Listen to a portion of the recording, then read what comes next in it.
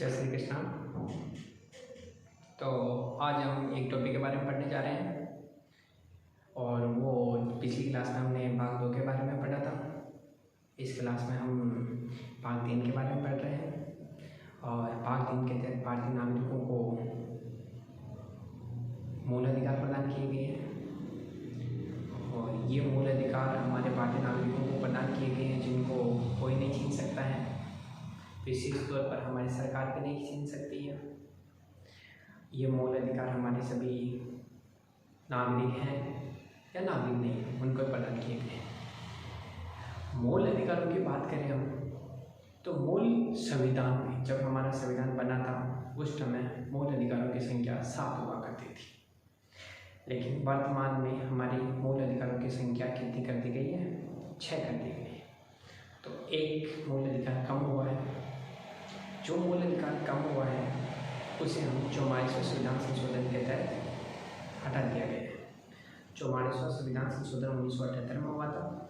इस संविधान के तहत इसे संपत्ति के अधिकार को हटा दिया गया और संपत्ति के अधिकार को हटाकर हमने भाग 12 में अनुच्छेद 300 में रखा गया है और ये कानूनी अधिकार बना दिया है कि जो भी व्यक्ति है अपने पास संपत्ति रखेगा वो कानून के दायरे में रहकर ही रखेगा, कानूनी तौर पर रखेगा। इसी तरीके से हम मूल अधिकारों की बात करते हैं। हम एक एक मूल अधिकार के बारे में पढ़ेंगे कि कौन सा मूल अधिकार क्या है, कहाँ पर है। आप सभी से अनुरोध है जो भी ये वीडियो देखे वो इसे सब्सक्राइब करने का प्रयास करें, क्योंकि 50 से सब्सक्राइब की आवश्यकता है मुझे, और जब मेरे 50 सब्सक्राइब हो जाते हैं तो मैं यूट्यूब पर लाइव आकर बच्चों को पढ़ा सकता हूँ।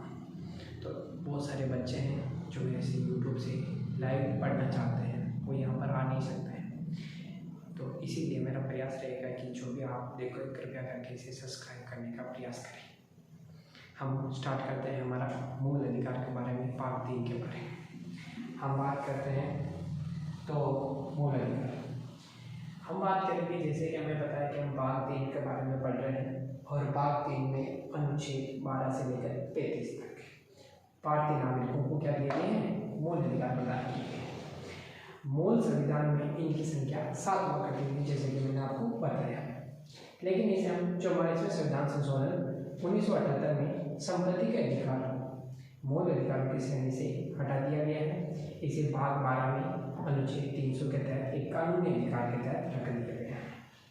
वर्तमान में भारतीय नागरिकों को कितने मूल अधिकार प्राप्त हैं उनके बारे में चर्चा करें तो मूल अधिकारों में हम देखते हैं तो पहला हमारा आता है समानता का अधिकार, जो कि अनुच्छेद 14 से लेकर 18 में है।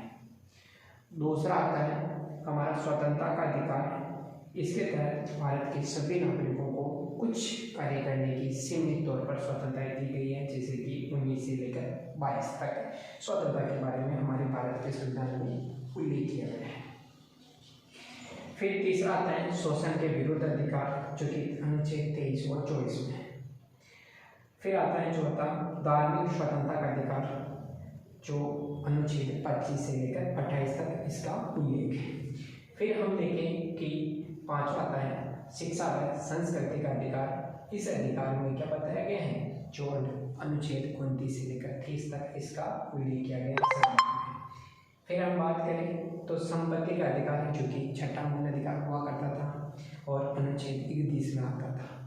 इस अधिकार को हमने 44वें संविधान से हटा दिया गया है, इसे कानूनी अधिकार बना दिया है और ये वर्तमान में आपको कोई भी पूछे तो बताना है कि संपत्ति का अधिकार कहाँ पर है, तो भाग 12 में अनुच्छेद 300 में है और इसे कैसे बनाया गया है? तो एक कानूनी अधिकार है। और फिर लास्ट में अंतिम हमारा आता है संवैधानिक उपचारों का अधिकार।